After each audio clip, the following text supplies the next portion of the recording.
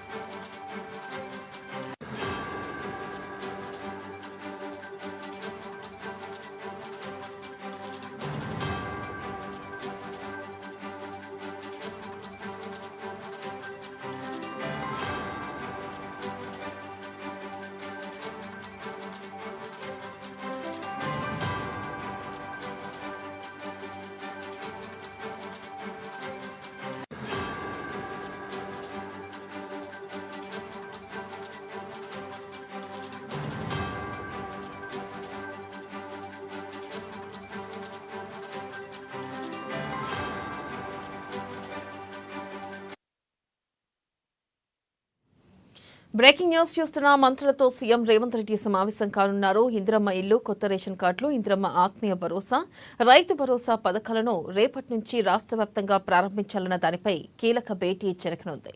దీనిపై మరింత సమాచారాన్ని మా ప్రతినిధి రాంబాబు అందిస్తారు. రాంబాబు, చెప్పండి, ఇక ఈ సమావేశంలో ప్రధానంగా ఏ అంశాలపై చర్చించనున్నారు? అప్డేట్స్ ఏంటి?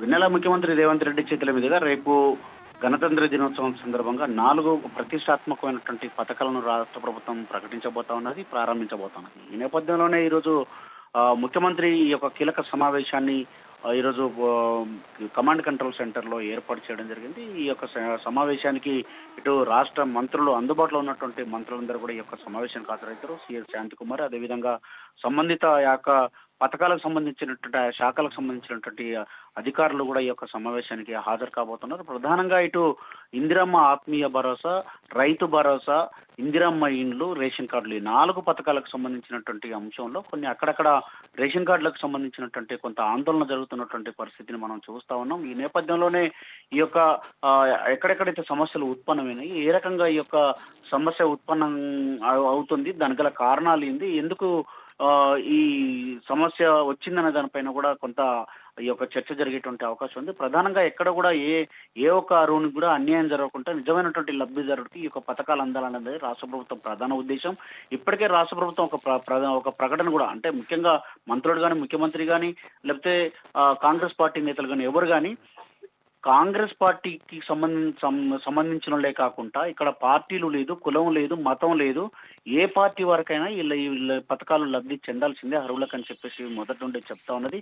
అతడు పార్టీతో సంబంధం లేదని కూడా చెప్తా ఉంది. ఈ నేపథ్యంలో ఎక్కడ కూడా ఈ యొక్క పక్షపాత వైఖరి లేకుండా ప్రతి ఒక్కరికి ఈ యొక్క పథకాలు అందాలనుకుంటున్న నేపథ్యంలో అరువులకు సంబంధించినటువంటి విషయంలో అక్కడక్కడ గందరగోళ వాతావరణం ఏర్పడుతుంది. కాబట్టి దీనిపైన సమీక్షించి ఈ పథకాలను రేపటి నుంచి ప్రారంభిస్తున్నప్పట్లో ఎంతవరకు వచ్చింది, దీని యొక్క అప్డేట్ ఏందని కూడా ముఖ్యమంత్రి అధికారులను అడిగేటువంటి అవకాశం ఉంది.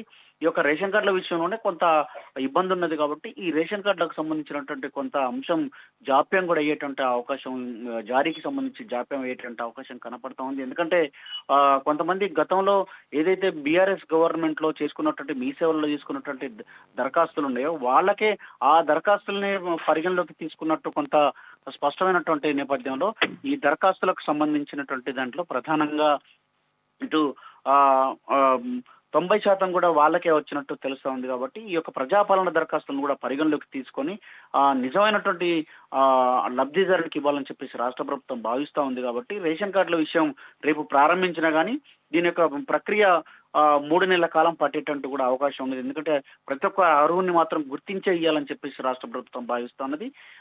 ఇందిరమ్మ ఆత్మీయ భరోసా కింద కూడా పెద్ద స్థాయిలో దరఖాస్తులు వచ్చినటువంటి నేపథ్యంలో ఇటు 2023-24 సంవత్సరంలో ప్రతి కుటుంబం నుంచి కనీసం 20 రోజులు గ్రామీణ ఉపాధి హామీ పథకంలో పనిచేసి ఉండాలని చెప్పేసి ఒక నిబంధన ఉంది. కాబట్టి దాని ప్రకారం ఇవ్వాలని చెప్పి, అదేవిధంగా ఇళ్ల స్థలం ఉండి ఇల్లు లేనటువంటి వాళ్ళకు మాత్రమే ఈ మొదటి దశలో అది దివ్యాంగులకు, ఇటు వృద్ధులకు అంటే దివ్యాంగులకు, అదేవిధంగా ఇటు ఇల్లు లేనటువంటి వాళ్లకు, నిరుపేదలకు, వీళ్ళకు ఫస్ట్ ఇవ్వాలని చెప్పేసి, ఒంటరి మహిళలకు ఇట్లాంటి వాళ్ళకి ఇవ్వాలని చెప్పేసి భావిస్తుంది. కాబట్టి దాంతో పాటుగా రైతు భరోసాకు సంబంధించినటువంటి దాంట్లో కూడా ఆ వ్యవసాయ ఆమోదయోగ్యమైనటువంటి ప్రతి ఎకరాకు కూడా ఇవ్వాలని చెప్పేసి రాష్ట్ర ప్రభుత్వం ఇప్పటికే క్లారిటీగా ఉంది. కాబట్టి ఇక్కడ ఎలాంటి ఇబ్బంది లేకుండా, ఎలాంటి ఆందోళన లేకుండా ఈ యొక్క పథకాలను ఇంప్లిమెంటేషన్ చేయాలని చెప్పి భావిస్తుంది. కాబట్టి దీనికి సంబంధించినటువంటి అందుబాటులో ఉన్నటువంటి మంత్రులు, అధికారులతోటి ముఖ్యమంత్రి ఈరోజు కీలక సమావేశం నిర్వహిస్తూ ఉంది.